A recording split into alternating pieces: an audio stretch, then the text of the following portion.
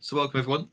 This is I think the third lessons learned session Network's been holding, and today we're focusing on contract management. So rather than focusing on individual repairs, which we've done a little bit of later on in the presentation, I've decided to talk a little bit more holistically about contract management and sort of how our approach is developed and what we've developed into based on previous experiences. So contract management covers a wealth of responsibilities and tasks, and I won't have a chance to go into all the detail about every element of contract management today, but I wanted to give an overview of the main elements, provide a bit of detail about our approach, as I said. So yeah, moving on. Sorry, next slide, please. So in terms of what we'll cover today, in terms of the agenda, I put who we are and what we do, how we put together and appoint contractors, our approach to contractor management, the challenges we've faced, incorporating feedback and how to make a positive change in the service, and involving residents in that service and giving them ample opportunity to do so. So as a lot of people on here are internal, most of you will recognise some of these facts. So asset management is a part of the customer services directorate and split into two teams, technical services and compliance and M&E, of which I'm the manager of. We've got approximately 50 people who work on contract management daily. That includes all the way from admin officers up to contracts managers and heads of service. And the type of works that we do to deliver is reactive repairs, service and cyclical maintenance, void works and capital programs, which fundamentally make up all of what most of our contractors do in some regard. Just to give a bit of an overview of the team, I know it's quite hard to see this on the slide, but just to demonstrate if you go to the next slide, sorry. So I have to take with the flick on my run on the head. So this is the slide I just covered. Apologies, click onto the next one. So this is an overview of the compliance and M&E directorate, just to give an overview of where we are, split into different services: fire, gas, electrical, water, admin team, project team, etc. And if you move forward, I've done the same there for the technical services team, which is the other side of asset management. So which cover plan program works, reactive repairs, voids, and such. So these are the individuals I talked about when I talk about, not all of these are included in the 50, as you'll no doubt see, but the majority of them are. So next slide, please. What we've got here is some of our main partners, not all of our contractors, but as you can see, some familiar names there. MCP Waits on the reactive side, Oak Ray deliver a range of M&E services for us. Diamond Bill Mullally, some of our planned works contractors on the FRA side, as well as some cleaning contractors, Pinnacle, New Green, and that's so hopefully some names there people do recognise from either appointing contractors or having services delivered. Next slide, please.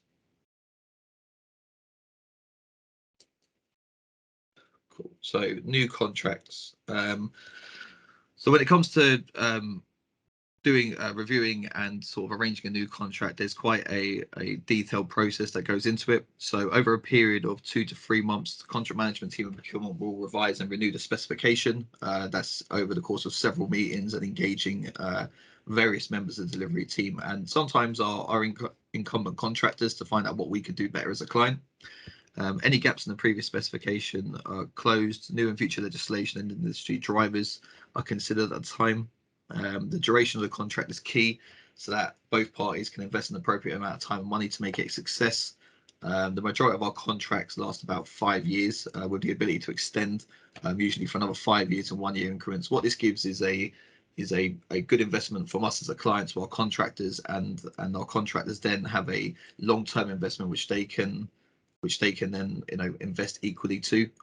For instance, 1 year contractors do serve a purpose, but when you're talking about a partnering contract that you want to be, such as a reactive repairs contract, you want that long-term investment. You want them to buy into the contract and provide that additional service elements that make it a really good service for our residents.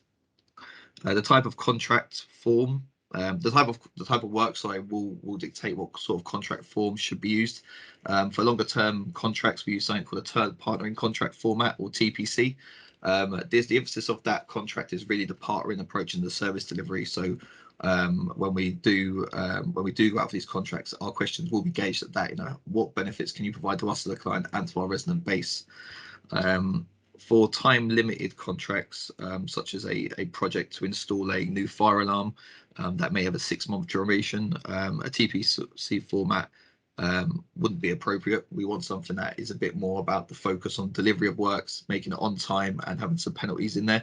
So we tend to use a JCT format agreement for those types of projects. So some of these terms they fundamentally are aimed at all delivering a good service, but the emphasis of the contract is different. So JCT is more appropriate for projects. TPC is more appropriate for our long-term partnering arrangements. So when procuring a contract, we request a quality and cost submission. The quality submission marks the competency of the contractor and allows us to review their approach to customer liaison, communication, etc. The type and nature of the contract will determine what weighting we'll give it in terms of quality and cost analysis. It's common for a long-term maintenance contract, such as a TPC, to have a higher quality rating than a cost rating. So sometimes we'll say 60% of the marking will go on the quality element and 40% on the cost because we want to be able to get that service. However, on the flip side, something like a time limited project such as a JCT contract, we'd like to see a higher emphasis on the cost because the duration of delivery is a lot less and we don't need so much of the fluffy stuff. There'll be parts of it, but we may flip down its head and have 60% on cost and 40% on the quality. In terms of procurement legislation, the legislation dictates the contracts over a certain value have to be procured publicly, which we do via our procurement portal. Contracts below these values are tendered in line with our own standing orders. Network standing orders, for those who aren't involved in them, set out any contract value between 10k and 50k, we should attempt to get 3 competitive quotes. Above 50k, this changes to 5 competitive quotes. So obviously we're gauging the value of the contract through a series of estimations, whether that be via a consultant or via our internal team, and we'll go from there. In terms of public procurement, there was new thresholds introduced from the 1st of Jan 2022 for public contracts. So works valued at just over 3.5 mil need to be tendered publicly, and for services and supplies, that's at 2013 447. So quite specific thresholds. These all include VAT, just so you know. But yeah, any works valued above that. So where we're attending a reactive repairs contract, as soon as that goes above 2013, then we have to say, then we have to go through our public procurement portal and advertise what used to be across Europe, but now that probably has changed to a bit more of a limited supply of contractors. The evaluation of procurement is impartial. Quality submissions are reviewed by the contracts manager before the pricing is reviewed, and procurement observe the entire process to make sure it's compliant. The process can also involve interviews, and we mostly do interviews for long-term partnering contracts. More often than not, leaseholders are affected by a procurement process, and we'll need to consult leaseholders in line with legislation, which we engage the leasehold team about in the process. This is a 2-part process. At the start of the process and before formal award, we'll have a notice of intention and a notice of award where before we go out to tender, we'll tell our leaseholders exactly what we're looking to do, and then obviously go back to them with recommendations before formal appointment. The contract will be formally approved post-consultation with leaseholders by someone in the network with the appropriate authorization limit. Most of our partnering contracts are valued in the hundreds of thousands, if not millions, so they'll need to go to CEO or board for approval. The mobilisation period for a new contract then commences.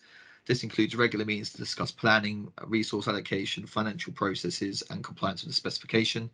If we are onboarding a new contractor, then the previous contractor will be demobilised at the same time. So quite a detailed process, a lot of communication back and forth going with any exiting contractor and a new contractor so that we don't have a drop in service levels as a result. And IT integration is a fundamental part of any procurement and mobilisation. With each new contract, we want to adopt the latest technology and ensure our processes are efficient as possible when we're looking to kick off. So next slide, please. Thank you. So in terms of our approach to contract management, we look to maximise our communication through calls and meetings to build productive and effective relationships. We find that this is the best way. Hiding behind emails or not engaging the contract very rarely bears little fruit. So, in terms of what we do on an operational level, we have daily catch-ups for some contracts. This is appropriate where perhaps we've got lifts out of service, and especially where we have one lift within a single block. Obviously, that has a massive impact on residents. So we want daily updates and real-time information on going out about those to our resident group. Monthly, we review KPIs, complaints, lessons learned, and service improvement. And we have a monthly contractual meeting for nearly all of our contracts because of their size and scale. Quarterly, we'll hold a core group meeting where I'll usually attend, or another senior manager at Network. And the idea of that is to ensure that the governance of the contracts is appropriate, and to make sure both delivery teams are doing exactly what they're supposed to do. And then what we've introduced is annual reviews of the last 12 months, where we really dive into any lessons learned and service improvement over that period. So in terms of the ethos of contract management, building a reputation as a client, being firm but fair is key. We do have high expectations, which are embedded into the contract, but we need to be seen to be fair so that people do want to work with us and work collaboratively with us, rather than a series of challenges throughout delivery. We expect openness and transparency from our contractors in terms of their delivery and challenges. We need to be agile and dynamic to be able to react effectively to individual issues and challenges affecting the entire industry, which is now more than ever off the basis of fire safety and building safety regulation changes. We can't be afraid to have the difficult conversations and tackle underperformance. They're never easy conversations and meetings to have. I sit in them far too regularly in my career at Network, but they are key, and just because a number of times I've sat there, had these difficult conversations, and things have improved as a result, which is really promising. It doesn't always end in failure. And the idea of trying to empower everyone within the contract management team. So our contractors will react to anyone coming with an instruction. It shouldn't always be a contracts manager or a head of service that needs to challenge poor performance. It should be able to happen across the team and whoever's speaking to the contractor on a daily basis. So yeah, getting a reaction and influence and service delivery is key, that every member of the team can do that. Next slide, please.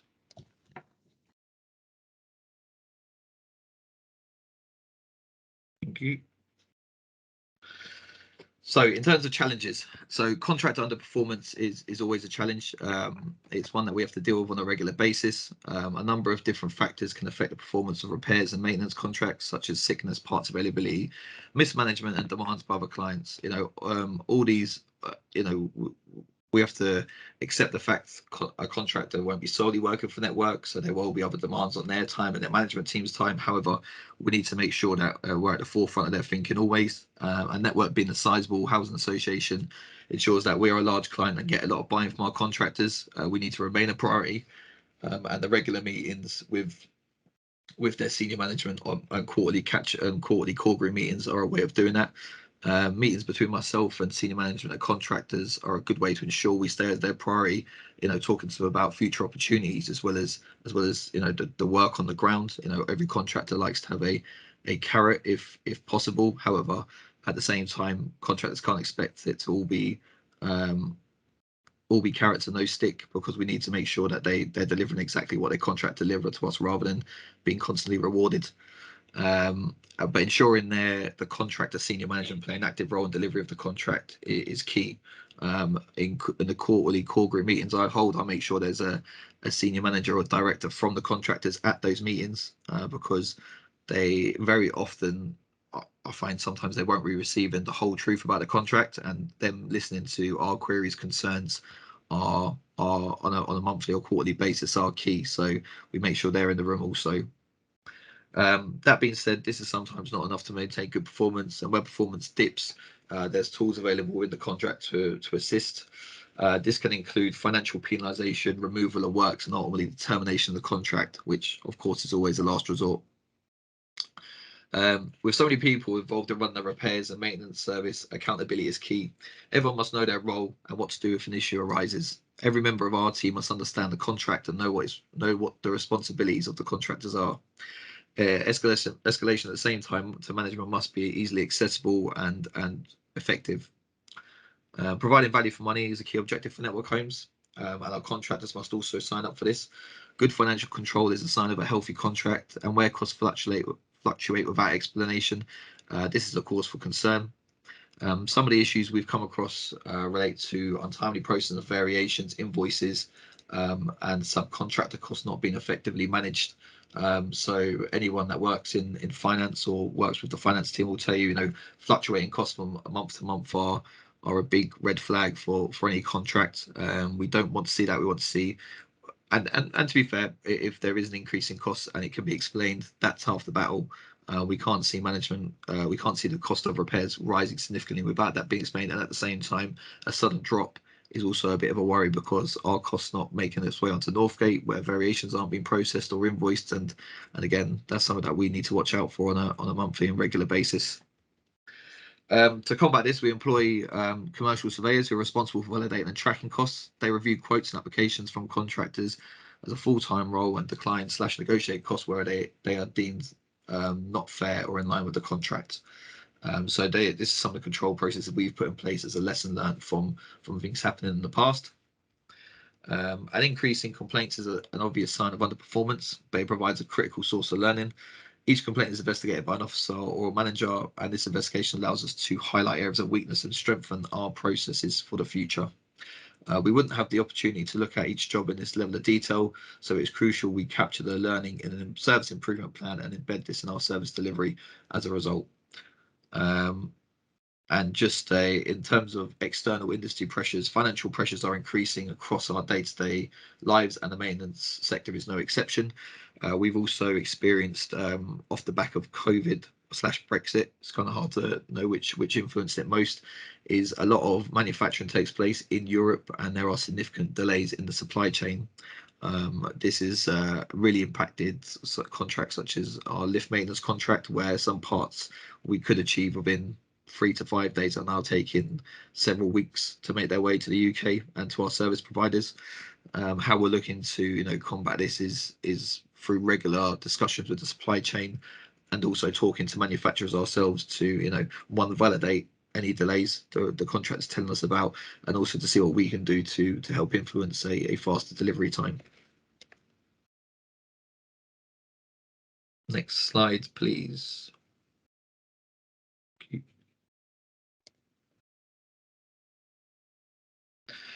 So in terms of incorporating feedback, so I mentioned before service improvement plans. These are key tracking documents for any contract manager. So lots of conversations are had on a daily, monthly, quarterly, annual basis with the contractors about a variety of things, and things do move on very quickly. So keeping accurate records and a tracker of any actions agreed is key. We minute all of our contractual meetings to make sure we have an accurate reflection of those meetings, and then off the back of that, a service improvement plan will be recorded, usually in nothing more than an Excel document, to note down any specific actions and agree some timescales around that. The service improvement plan can be contract specific or have a wider remit.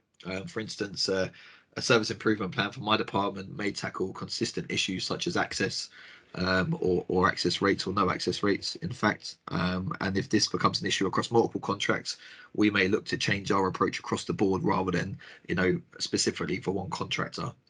But on most cases, service improvement plans relate to a specific contractor where their specific needs are dictated in that document.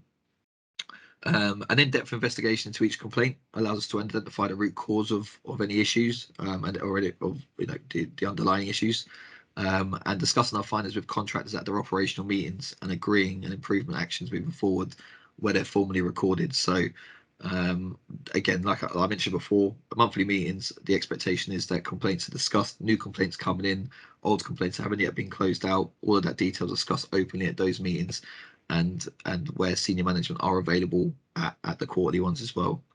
The feedback is supported and input from the central and local complaints teams, who on occasion attend operational meetings to give a first-hand account of their findings and hear the responses from the contractors. Where a resident or a collection of residents have had a particular issue raised, their continued involvement to identify the remedial actions, and whether this has been successful is key. This may involve joint inspections with residents and contractors, so that all parties have a first-hand account and understand the plan to move forward.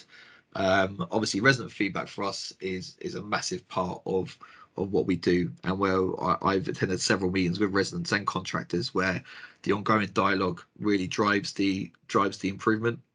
For instance, when I was overseeing cleaning contracts a couple of years back, we had particular schemes with particular complaints on a consistent basis. So meeting them on site with the supervisors from the cleaning contracts really was an effective way to establish that working relationship between the contractors and the residents, and also to set key expectations across the board. Alongside that, senior management hold a weekly high-profile meeting at customer services to discuss complex or escalating cases. This ensures that an immediate effective decisions can be made to ensure cases aren't delayed unnecessarily. The high profile meetings are the senior management high profile meeting are supported by high profile meetings with the operational teams, chaired by the same person. So a consistent message is being got across the board, and the cases are updated on a weekly basis. So very frequently. Next slide, please. So in terms of a couple of scenarios here, just to give a bit of a more a bit more clarity about some of the lessons learned on a detailed level. So first one is we had a communal heating system experiencing periodic leaks in one of our schemes in West London. Some of this happened out of hours, and in a complaint it was raised that we were criticising the complaint for not communicating with residents out of hours and providing frequent enough updates. So what we did, we reviewed and improved our out of hours escalation processes, so the right people were contactable straight away. We ensured the out of hours escalation manager can access a system to communicate on massive residents via text message and had the appropriate training. We hand deliver letters to residents the same day or next working day as part of this process is to explain the situation in more detail. And we're in the process of upgrading the faulty pipework as we speak. So there's, that's where we took an example from a complaint, and obviously the changes we made off the back of that. Another common one we have is contractors not effectively managing communication. We regularly receive complaints about delays from our reactive repair service, which are all taken on an individual basis and investigated. We introduced weekly WIP meetings to discuss the volume of works and any potential delays with contractors, so that we could introduce proactive communication. So this is, I think, delays is always going to be probably the number one complaint for any repair service. But centered around those delays is a lack of communication in the main. My experience is most people, if they kept informed, are relatively happy. So and that necessarily isn't something historically our contractors have been very good at. It's keeping people updated. So having these weekly meetings to keep focus on these older repairs that have maybe been extended, maybe sometimes for justified delays, but to make sure, more importantly, they're communicating those delays to the resident base. Senior management are involved from both sides to identify causes and implement solutions. For this, as I said, in the monthly meetings, processes around authorization were reviewed and streamlined to make the end-to-end process more efficient, and we discussed and outlined individual accountability so that everyone from contractor side and network side knew what their responsibilities were to make sure that these works or the communication around these works was as efficient as possible. And as I mentioned before, the complaints officers now regularly attend meetings to feedback to contracts and ensure the lessons learned are highlighted and taken forward. Our third example was a internal communication process that we adopted, as it's within our interest to resolve the majority of communication with residents at first point of contact. We try to present as much data as possible to our complex queries and issues sometimes require a more dynamic approach. Historically, unavailability of phones and with reams of emails hitting inboxes, it was not acceptable. Any delay was not acceptable given the tech and immediate response you get from other industries and other sectors. We embedded an open forum Teams chat where queries from the contact center are presented and responded by the back office team immediately. The chat is always resourced so that this can be managed effectively throughout the day. This means a resident can get a full response within a few minutes whilst waiting on the call, or still engaging with the customer service agent, rather than waiting for rather than the email being sent and that query being responded to a few days later. This is not a solution for all cases. However, we see this as a real big step to improve the service, and makes the list of exception list for ones that need to be referred to the back office team that little bit shorter, which obviously streamlines our processes even further. On our fourth one, it was observed that residents were having to chase updates on a frequent basis for lift repairs, and this was often resulting in complaints. We introduced a process where residents with an out-of-service lift are communicated to twice weekly via text message. This messages include the notification when the lift has failed, an estimated date, when the lift will be repaired by, and any delays with reasoning. This is reliant on us holding up. This is reliant on us holding up to date phone numbers, but we managed to make contact with most of the residents by this basis.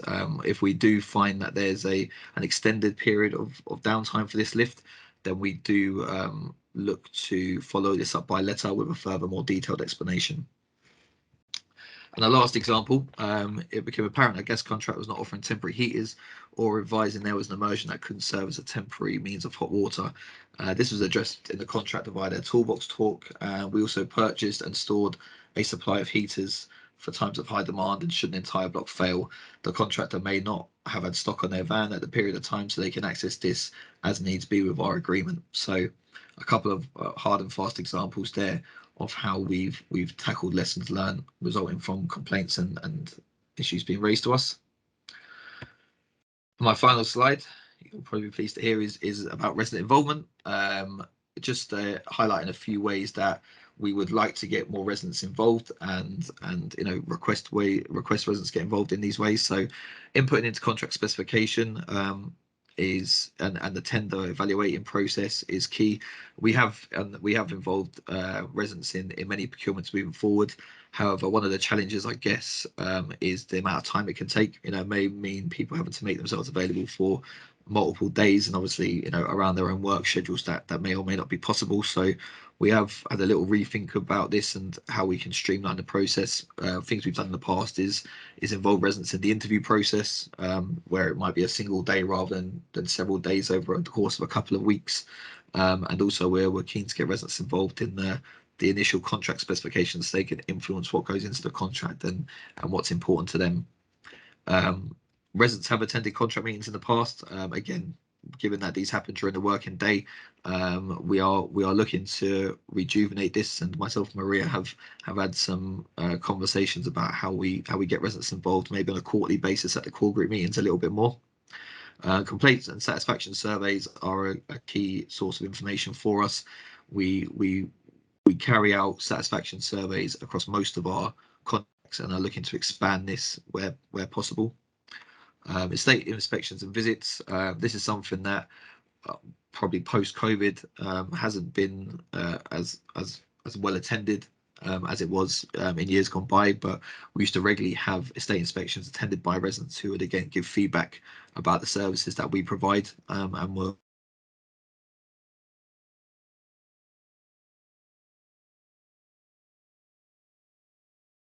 structured way of us getting feedback and residents being able to influence the service. So I know Maria and the team led on that, and I've sat on many residents panels over the years, and yeah, that's a fundamental process that continues to this day.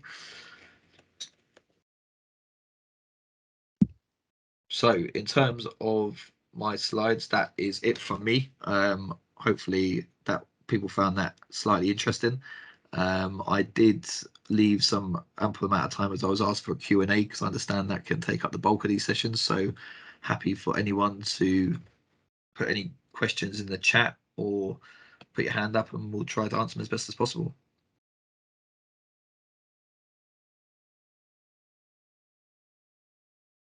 Stunned into silence.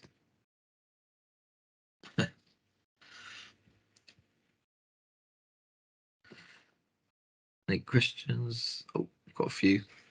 I'm not sure who was first there. I think everyone put their hand up at the same time. I'll start with Elizabeth. I think it was James first. I'm just Oh, going was through it? the order in the list. Yeah, so James first, then Elizabeth, Yeah. then Jamie. Go for it. Thank you. Mine wasn't actually a question, but more of a comment to say that the decision to send out text messages to residents in terms of problems with lifts and weekly updates has been a brilliant idea. It's worked really, really well, and I want to congratulate you. It's just the sheer volume has completely cut off and dropped, whereas we would regularly have contact from the same residents day in, day out about lifts. And that's something that's really, really worked and made sure that we don't get complaints about lifts at the moment. So thank you. Well done. That's good to hear. No, we're always looking for new ways to communicate. Obviously, the text messaging is a handy, quick way of communicating. But yeah, no, I'm glad to hear it's had some success. Thanks for that. Elizabeth, over to you.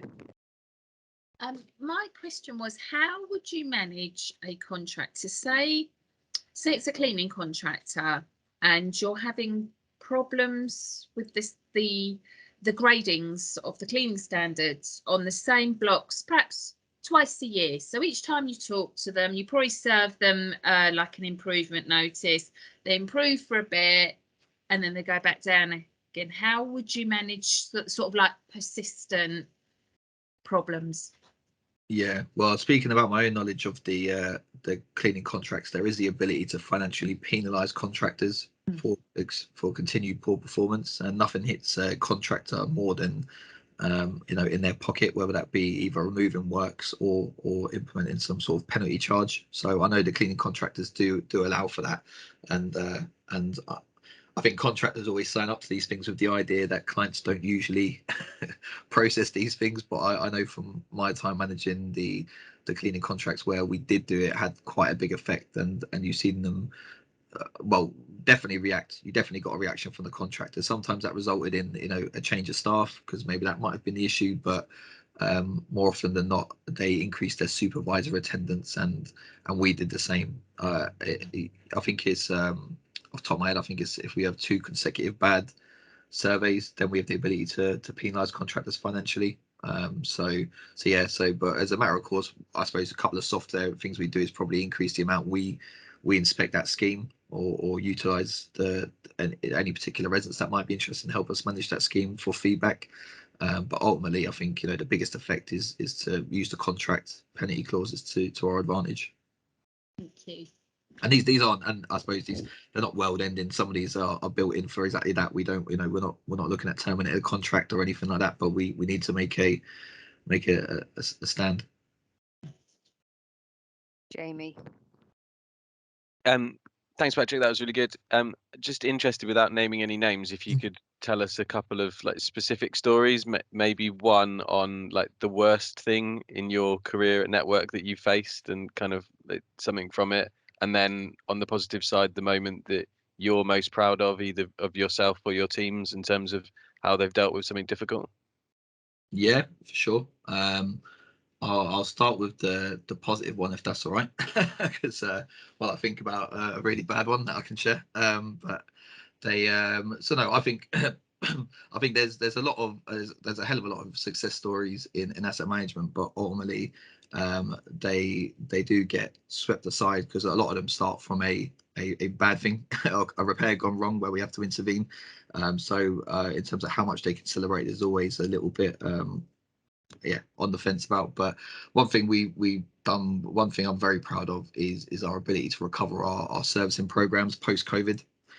There was a lot of people putting in a lot of extended hours, and a big flagship of ours is our gas compliance. We've maintained 100% for a long time.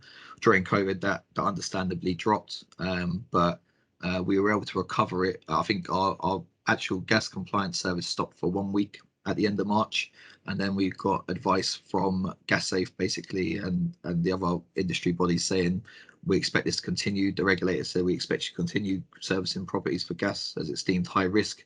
Contractors re-engaged, got back out there, recovered the service, and I think we were 100% compliant then by October.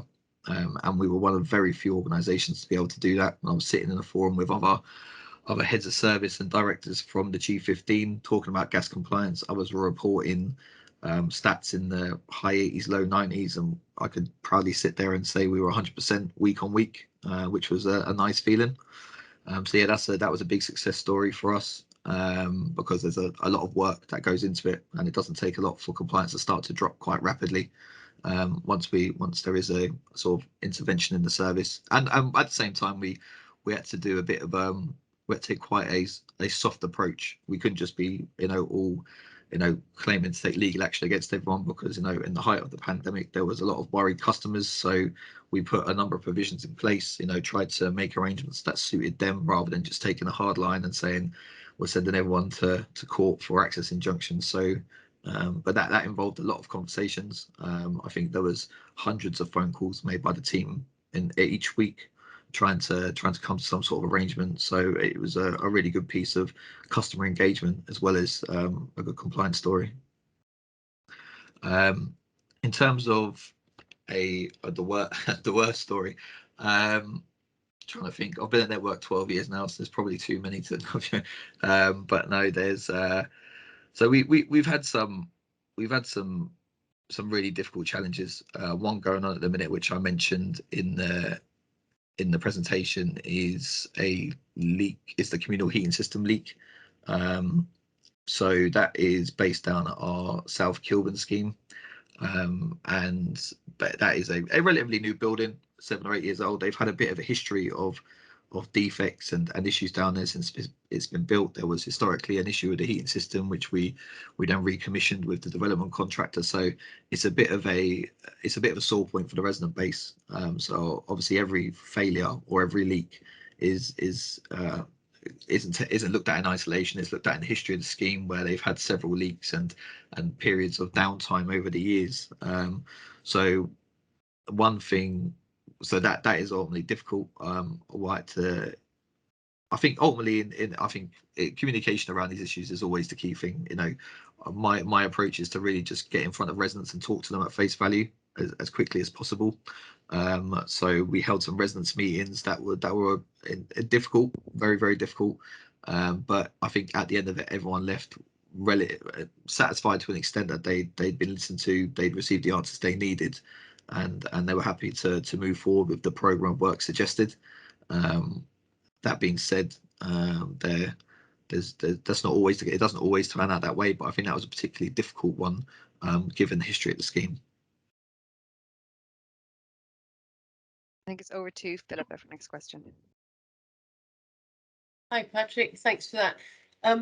This is more about, we obviously struggle sometimes with explaining service charges to residents. And one of the things that is often raised is around what is the contract based on. So more often than not, residents will accept that it's a contract cost, and that's what they're being charged as per the contract. But many of them do say, well, what's that based on? Is it based on square meterage, square footage? How do you arrive at your cost for cleaning this block or doing the grounds maintenance? Whilst I know that is a mammoth task, and there's not many housing providers that are able to do that anyway. I just wondered if there are any plans to move towards a more kind of scientific way of arriving at those individual block costs, scheme costs. I think there's the problem is with something like that is you have to have the information in the first place.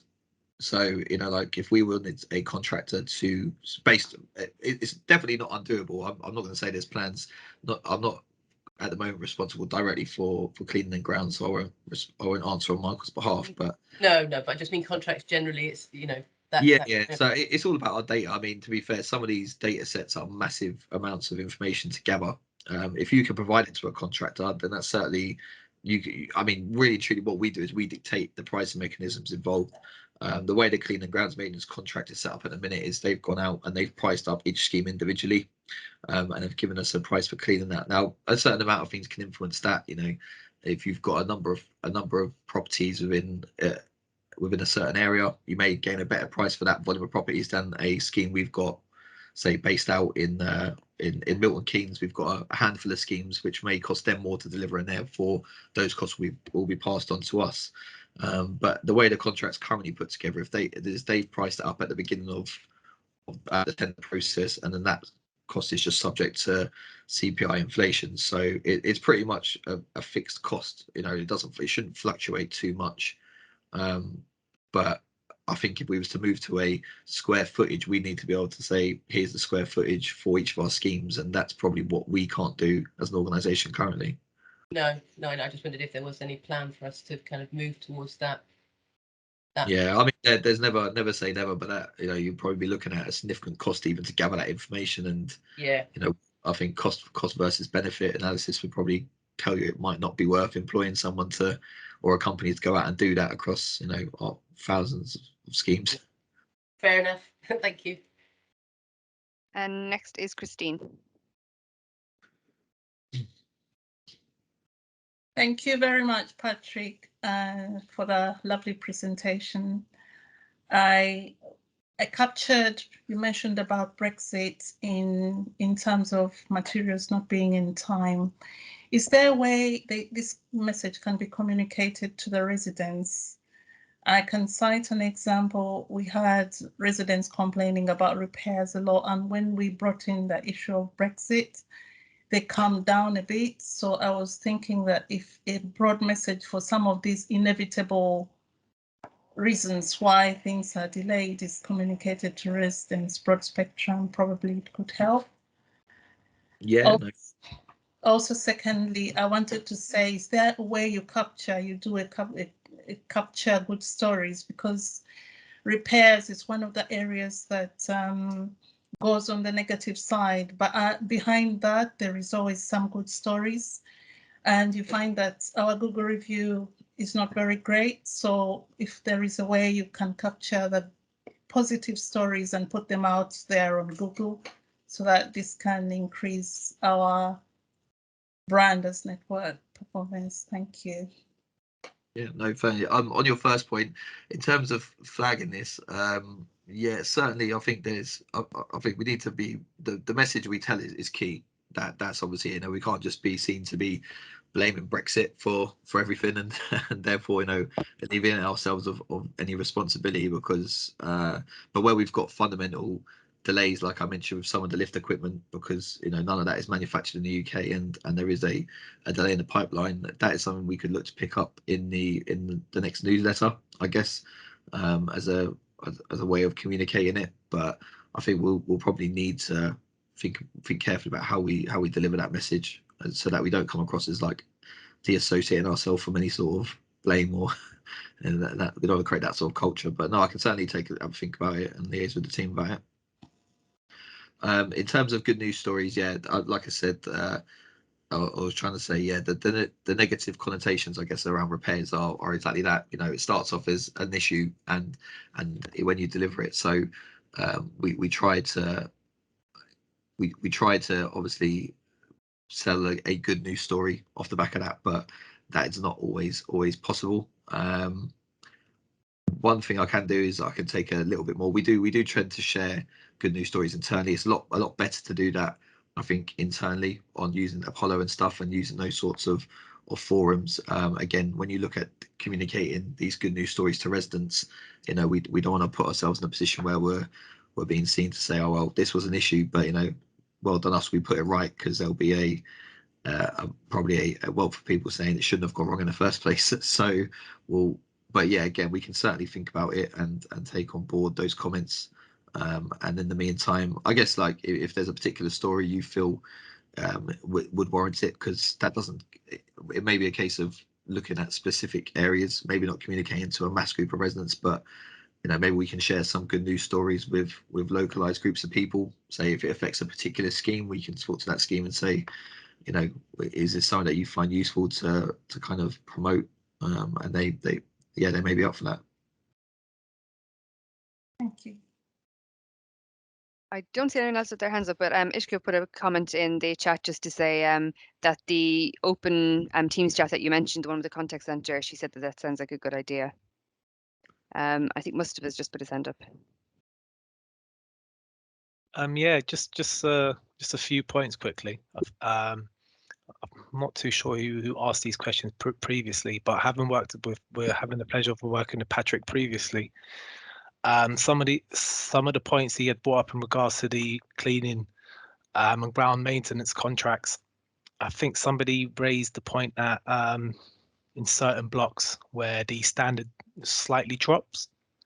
What another item which we've done in the past is just move the cleaner around to another block and have them rotate. That's worked in some cases. I think sometimes when you have the same person cleaning the same block for a long period of time, the standard does slightly slip. So we found that in moving them around, it's kind of worked.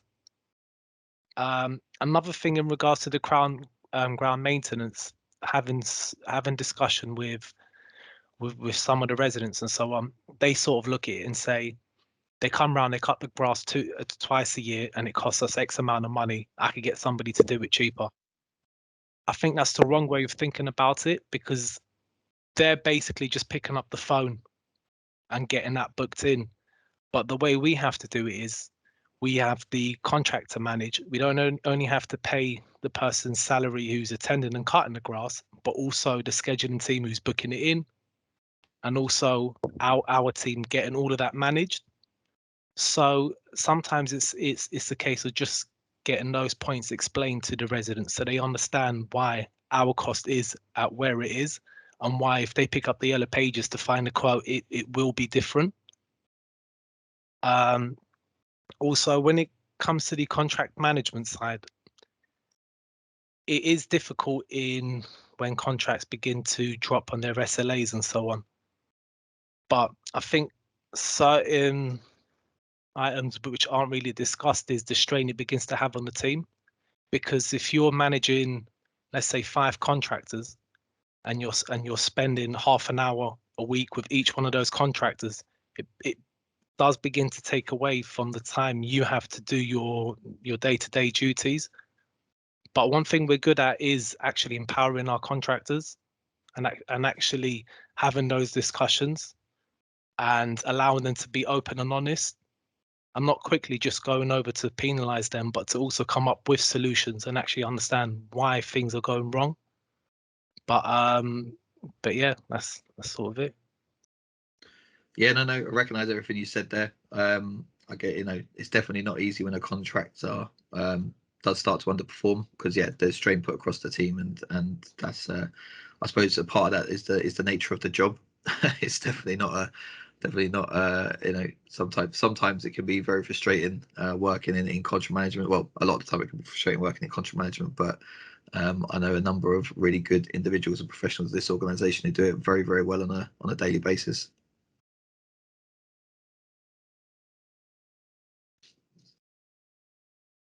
There's no more hands up, but there's a couple of comments in the chat if you want me to read them out, Patrick. Sorry, yeah, I can. Yeah, that'd be useful.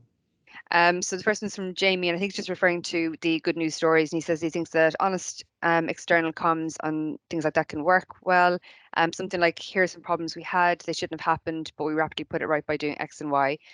And then Elizabeth has said, could we maybe have a spotlight on contractors in our newsletters and on our website, picking up on Jamie's points, perhaps including points of learning, but also showing the contractors in a more human light. For example, something like a day in the life of the cleaner, the repairs contractor, etc. Yeah, no, I think it's all good suggestions. Definitely something that we can look at. I can see James just put his hand up. Yeah, so in terms of following on from good news stories and promoting stuff that goes well, something we do in complaints is whenever we have a resident we've kind of gone full circle with them, they're really happy with what we've done, we ask them if they're happy to put a review on Google Review or Trustpilot. And you'd be surprised, a lot of people say they're going to do it and they don't do it, but one additional good review will help if we get enough of them. So anybody within Network who's in this meeting, if you have a good chat with the resident and you seem to have turned things around, ask them if they're happy to put a review on Google. The worst they can say is no, but they might just put it on there. We only need a few of them, and it does start making a real impact, because our Google review in particular was terrible. Yeah, no, that's something where we have. Tim Taylor came to our meeting just before Christmas, and sort of to promote with the team. I think he probably attended most team meetings at some point in the past 6 months to kind of promote that. So yeah, no, again, yeah, we do hear a lot of people saying yes, we'll do that, and perhaps they don't get around to it or get distracted or whatever. But yeah, no, that's something that we definitely do try to promote after we've got a decent good news story come through.